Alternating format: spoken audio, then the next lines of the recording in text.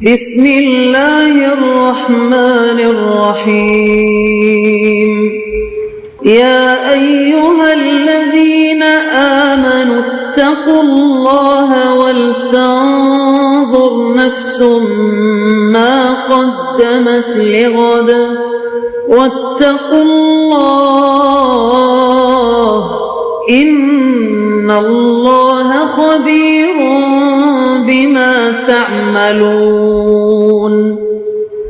اے ایمان والو، اللہ سے ڈرتے رہو اور ہر شخص کو دیکھنا چاہیے کہ اس نے کل یعنی آخرت کے لیے کیا سامان بھیجا ہے، اور ہم پھر کہتے ہیں کہ اللہ سے ڈرتے رہو، بے شک اللہ تمہارے سب اعمال سے خبردار ہے۔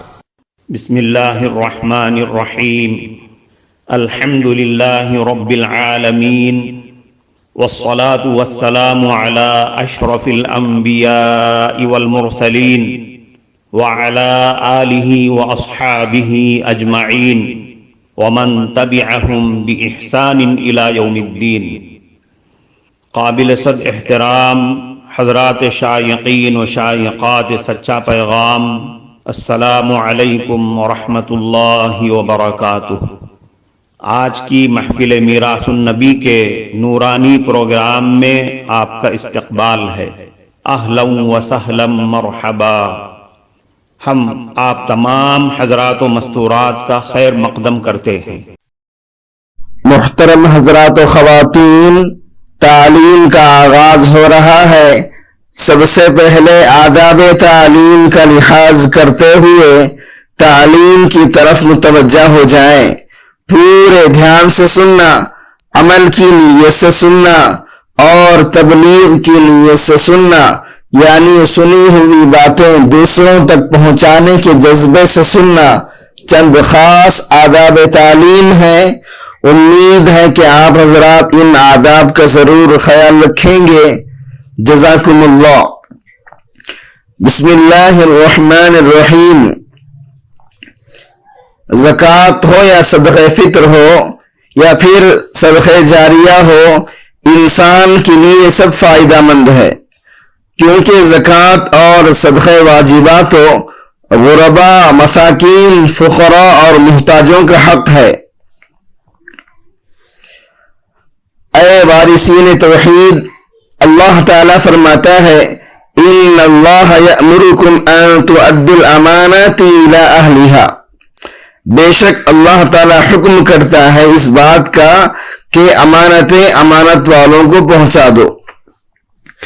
جس طرح آج دنیا میں اپنے حق طلبی کے لیے، اپنا حق مانگنے کے لیے، اپنا حق حاصل کرنے کے لیے عدالتوں اور حکومتوں کا سہارا لیا جاتا ہے، اسی طرح کل قیامت کے دن ہوگا، غرباء، مساکین اور فقراء حشر کے میدان میں جہاں اولین اور آخرین کا اجتماع ہوگا، مالدار لوگوں کے گریبان پکڑ کر گھسیٹتے ہوئے لائیں گے اور غریب لوگ اللہ سے شکایت کریں گے، اے الہ العالمین، یہ وہ ظالم انسان ہے جس نے دنیا میں میرا حق مارا تھا، اب اس سے میرا حق دلوا دیجئے۔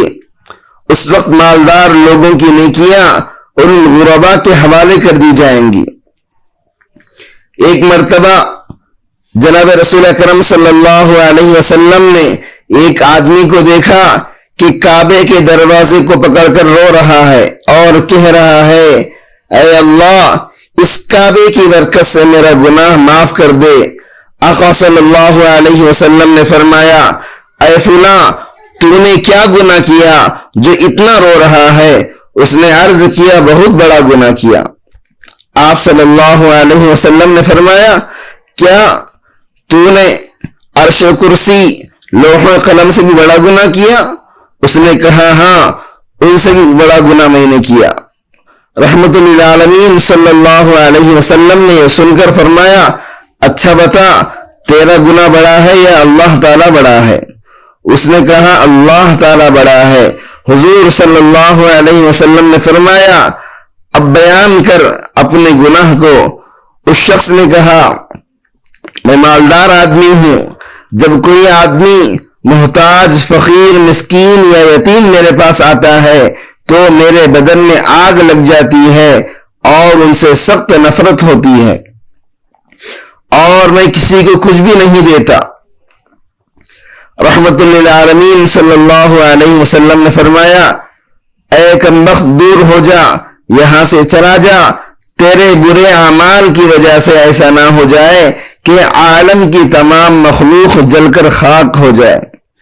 اور فرمایا، اس اللہ کی قسم جس نے مجھے حق کی ہدایت کے لیے بھیجا ہے، اگر 1000 سال تک بھی تو کعبے میں نماز پڑھے اور روزے رکھے اور اس قدر روئے کہ آنسوؤں کا دریا بہہ پڑے اور آنسوؤں کے پانی سے درخت پیدا ہو جائے اور لوگ ان سے فائدہ حاصل کریں، باوجود یہ کہ تو بخل پر مرے تو تو دوزخ میں جائے گا، کیونکہ بخل کفر کی جگہ پر ہے اور کفر کا بدلہ آگ ہے۔ محترم ناظرین کرام، اس دینی اور ایمانی بیان کو سننے کے دوران ہی اس کو لائک کر دیجئے اور شیئر بھی کر دیجئے تاکہ دوسرے بھی اس سے فائدہ اٹھا سکیں۔ اللہ آپ کو جزائے خیر عطا فرمائے۔ غور کرو کتنا بڑا گناہ غربا اور فقراء کا حق مارنے کا ہے۔ اللہ ہم سب کی حفاظت فرمائے۔ یہاں تک کہ فرما دیا، عرش و کرسی سے بڑا گناہ ہے بخیلی سے کام لینا۔ حضرت عیسیٰ علیہ السلام کے زمانے میں ایک بخیل تھا، لوگوں میں ملعون اور بخیل سے مشہور تھا۔ ایک دن مجاہد فی سبیل اللہ اس کے پاس گیا اور کہا، اے فلاں، مجھے جہاد کرنا ہے، اللہ اور اس کے رسول کے دشمنوں کو قتل کرنا ہے، لہذا مجھے ایک تلوار دے دو تاکہ میں اللہ کے راستے میں جہاد کر سکوں، تم کو اللہ کی طرف سے جنت ملے گی۔ اس بخیل نے دینے سے انکار کر دیا۔ مجاہد نامراد ہو کر واپس جانے لگا۔ اچانک اس بخیل کو احساس ہوا اور اس مجاہد کو واپس بلایا اور ایک تلوار اس کو دے دی۔ وہ مجاہد دعا کرتا ہوا خوشی خوشی روانہ ہوا۔ راستے میں حضرت عیسیٰ علیہ السلام سے ملاقات ہوتی ہے۔ حضرت عیسیٰ علیہ السلام نے اس سے معلوم کیا، اے مجاہد، یہ تلوار کہاں سے آئی؟ اس نے بتلایا کہ فلاں شخص نے دی ہے۔ یہ سنتے ہی حضرت عیسیٰ علیہ السلام اس بخیل کے گھر کی طرف روانہ ہو گئے۔ راستے میں ایک عابد سے ملاقات ہوتی ہے جس نے 70 سال تک عبادت اور ریاضت کی تھی، روزے پر روزہ رکھا تھا۔ اس نے معلوم کیا کہ حضرت کہاں جا رہے ہیں۔ حضرت عیسیٰ علیہ السلام نے بتلایا کہ فلاں آدمی کے گھر جو بخیل سے مشہور ہے اس کو جنت کی بشارت دینے کے لیے جا رہا ہوں۔ اس عابد نے کہا، حضرت اس کے پاس مت جاؤ، کہیں ایسا نہ ہو کہ اس کی بدعملی کی وجہ سے ہم لوگ ہلاک نہ ہو جائیں۔ حضرت عیسیٰ علیہ السلام پر اسی وقت وحی نازل ہوئی۔ اللہ تعالیٰ فرماتے ہیں، اے عیسیٰ، اس عابد سے کہہ دیجئے کہ اس بخیل کو جہاد فی سبیل اللہ میں ایک تلوار صدقہ کرنے کی وجہ سے اس کو جنت دی گئی، اور اس عابد سے کہہ دو کہ تم کو تکبر اور فخر کرنے کی وجہ سے اس کی جگہ میں کر دیا گیا۔ بہرحال اللہ کے راستے میں مال خرچ کرنا دوسری عبادتوں سے افضل ہے، اور کیوں نہ ہو اس سے مخلوق کو ہر طرح کا فائدہ پہنچتا ہے۔ عبادت گاہیں بنتی ہیں، قرآن پاک شائع ہوتے ہیں، پانی کا نظم کیا جاتا ہے، روڈ وغیرہ بنوائے جاتے ہیں۔ غرض یہ کہ دنیاوی اعتبار سے پورا معاشرہ اور انسانی زندگی مال پر موقوف ہو کے رہ جاتی ہے۔ اصل بات یہ ہے کہ آج دین کی اہمیت ہمارے اندر سے نکل گئی ہے۔ غریب اور مسکین مسلمانوں پر قہقہے لگا رہے ہیں۔ تمہاری بیوہ عورتیں غیر مسلموں سے بھیک مانگ رہی ہیں، تمہاری یتیم اولاد غیر کے سامنے ہاتھ پھیلا رہی ہے۔ یہ سب اس لیے ہو رہا ہے کہ مسلمان کے اندر رحم و کرم، ہمدردی، عفو و کرم، محبت کا مادہ جو نبی کریم صلی اللہ علیہ وسلم نے پیدا کیا تھا، قرآن نے سکھایا تھا، صحابہ نے اپنایا تھا، علماء مجتہدین نے اس کی نظیریں پیش کی تھیں، وہ مادہ ہمارے اندر سے نکل چکا ہے۔ اور لوگ حقیقت پوچھتے ہو اور لوگوں حقیقت پوچھتے ہو، حقیقت تو یہ ہے کہ یہ دین جس کے لیے بے شمار لوگوں نے اپنی جانوں کا نذرانہ پیش کیا تھا، وہ دین ہم تک بغیر کسی محنت اور مشقت کے پہنچا ہے۔ اسی لیے تو ہمیں اس کی پاسبانی اور حفاظت کرتے ہوئے عار آتی ہے اور مال خرچ کرتے ہوئے ڈر لگتا ہے۔ صحابہ کا اللہ کے راستے میں مال خرچ کرنا، ایک زمانہ وہ تھا رسول اکرم صلی اللہ علیہ وسلم نے اعلان کرا دیا کہ اللہ کے راستے میں مال خرچ کرو اور جان کی بھی قربانی کے لیے تیار ہو جاؤ، تو فوراً تمام صحابہ کرام دوڑ پڑے اور ذوق در ذوق مال جمع کر کے مسجد نبوی میں ڈھیر لگا دیتے۔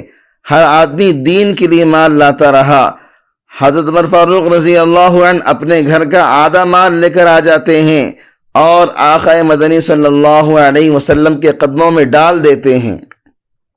اے لوگو، حضرت ابو بکر صدیق رضی اللہ عنہ کے حالات پڑھو، پتہ چل جائے گا کہ دین کی اشاعت کیسے ہوتی ہے۔ جب آمینہ کے لال حضور صلی اللہ علیہ وسلم نے حضرت ابو بکر صدیق رضی اللہ عنہ سے معلوم کیا، اے ابو بکر، بیوی بچوں کے لیے کیا چھوڑ آئے ہو؟ کہنے لگے، اے میرے آقا، گھر والوں کے لیے اللہ اور اس کے رسول کا نام چھوڑ کر آیا ہوں۔ ہم لوگ بھی تو اسلام کے نام لیوا ہیں، دعوی اسلام میں پیش رہتے ہیں، لیکن جب اللہ کی راہ میں خرچ کرنے کی باری آتی ہے تو جان نکل جاتی ہے اور طرح طرح کے ہیلے بہانے تلاش کرنے لگ جاتے ہیں۔ آج مسلمانوں کے سامنے دین کی کتنی ضروریات موجود ہیں، مگر لہو و لعب میں خرچ کرنا تو فخر سمجھتے ہیں اور راہ حق میں صدقہ کرنے کو ہلاکت مال کہتے ہیں۔ کفارہ مجلس کی دعا پڑھ لیجئے۔ سبحانک اللہم و بحمدک، اشہد ان لا الہ الا انت، استغفرک و اتوب الیک۔